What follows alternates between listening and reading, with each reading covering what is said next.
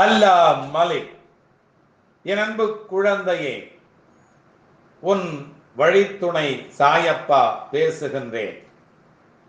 நீ இப்பொழுதெல்லாம் சின்ன சின்ன விஷயங்களுக்கெல்லாம் பயப்படுகின்றாய்.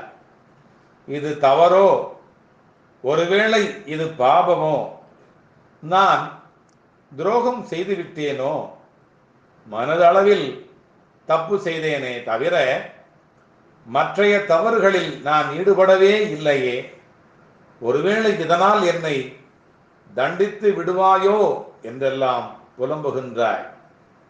உனது புலம்பலை நான் காது கொடுத்து கேட்டேன். உன்னை எனது வலது கண்ணாக வைத்து பாதுகாக்கின்றேன் என்பதை நீ உணர்ந்து கொள்வாயாக. மனசாட்சியோடு போராடும் உனது உள்ளத்தை எனது கோவிலாக நான் மாற்றிக்கொண்டு வருகிறேன். உனது எந்த செயலும் தப்பானது அல்ல என்பதுதான் எனது தீர்மானம்.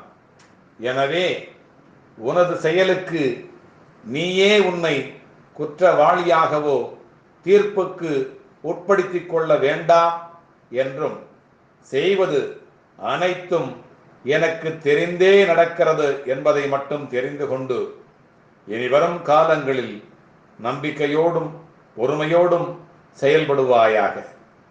உன் வழியிலும் வாழ்விலும் வழித்துணை பாபா வந்து கொண்டே இருக்கிறேன். அல்லாஹ் மலிக்.